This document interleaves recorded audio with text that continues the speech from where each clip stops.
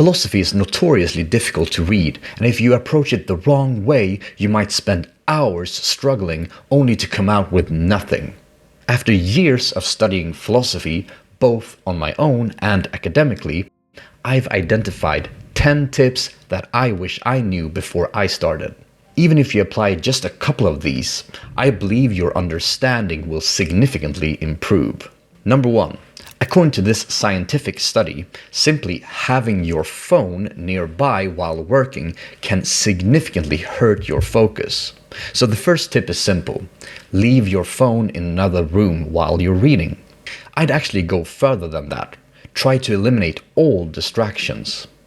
I know, it can be really hard in this day and age, and even I write notes on my computer, but another study on attention residue shows that when you switch tasks, your brain doesn't immediately reset. Instead, parts of your attention stays stuck on what you were doing before. So if you were scrolling or multitasking, your mind isn't fully focused on the text. The less distractions, the deeper your understanding. Now, over to number 2. Here is a copy of The Ethics by Baruch Spinoza. I've actually read the whole thing, but it was years ago, and quite frankly, I don't remember much of it. But one of the reasons why is because through big parts of the book, I did nothing but read. I had some weird idea that underlining and notes within the book would ruin it, which is just nonsense. If you're reading a philosophy book, your aim should be to learn or understand something new, right? So underline, write, or even draw in the books. Whatever makes you remember things better. This at least helped me to improve my understanding. Number 3, write outside the book. The problem with just underlining within the book or whatnot is that sometimes it's hard to find what you're searching for. Here is a book where I wrote down notes when I read Nietzsche. And these notes are quite old, but I sometimes still go through them. And sometimes when I read another author, I realize that, oh, Nietzsche said something about this very topic. Where can I find that? And then I just go through my notes. And nowadays I just write notes on a piece of paper or on my computer. And the good thing about writing on my computer is that it is so simple to find whatever I wrote. For instance, here are my notes on a book by Christine Korsgaard. And if I want to find something, let's say, oh, I want to know where she wrote about practical identity, which was my topic for my essay, then I can just search with Command F for Mac or Control F for PC. And there it is. But obviously, the bad thing about computers is that there can be distractions. Oh well, anyways, let's continue. Number 4, color codes. Nowadays, I commonly read philosophical articles, and the good thing about that is that I can very easily use colors to help me. Here you can see a paper I've read. As you can see, I use colors to highlight different things. For instance, here is what some of my colors mean. Green is a standard highlighter, blue means a definition of sort, purple are listicles, yellow are thought experiments, red a very important point or sometimes the main thesis, and I also use underlines for things like weak spots or things that I don't agree with. So whenever I'm searching for anything specific, it's super easy for me to find it within the paper. Like, oh, where was that thought experiment again? And I can just scroll through it till I see something yellow. I'm not saying that you should copy my system, but I would recommend you at least to have a system of sorts. It just makes everything so much simpler, especially if you're later writing an essay on the thing. Number 5. Make sure that one of your colors is for when you don't understand something. Sometimes, especially in the beginning, when you don't immediately understand an argument, you should highlight it and let it rest for a bit and then come back to it. All of a sudden, the argument makes sense sometimes. Letting things rest can do wonders. Number 6. Read it more than once. This obviously depends on what you're reading and how much time you have. If it's a philosophical paper, then I would recommend you to first skim it through and try to get a general idea of what the paper is about and what the main thesis is. And then a second time around where you read it more thoroughly. If you're reading a book, I think that you should read it thoroughly from the get-go.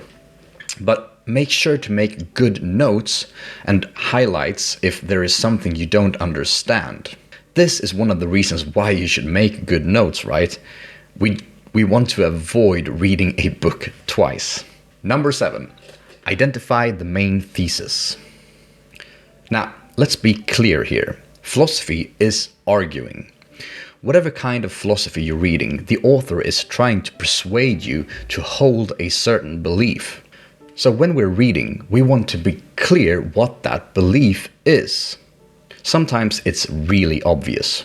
Like here, in an article by Berndt, Stahl I read not too long ago. The result of this analysis will be that computers in their current form do not appear to be candidates for moral agency, mainly because they do not capture the meaning of the data they process. Here, it is really clear what belief he is trying to persuade you to hold after you've read the article. This is really key, because if you do not know what the author is aiming at, it is really hard to understand what the author is trying to do. This example was indeed clear and simple, but unfortunately, a lot of philosophy ain't that clear. That is why you should skim through your first read in order to locate the central claims. 8. Identify the premises. Now, when we know what the main thesis is, we need to locate the premises. The premises are claims that could be empirical, but also assumptions or other things that support the main claim of the text. But you also need to be clear on what the premise is for. Is it for a positive or a negative argument? Which is the next tip. Positive versus negative arguments. Let's pick a main thesis as an example here to make it clear. Let's say that an author is arguing for the truth of substance dualism. Here, the author can give two different kinds of arguments. The first one is positive. This kind of argument works in favor of the main thesis. So in this case, it could be, you can doubt the existence of your body. It is impossible to doubt that you are thinking. Therefore, the mind is a separate substance from the body. Here we have a positive argument.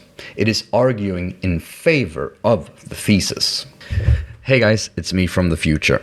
So then we have negative arguments. And the important part about negative arguments is that they are aimed at to falsify rival theories, which cannot be true at the same time as the main thesis.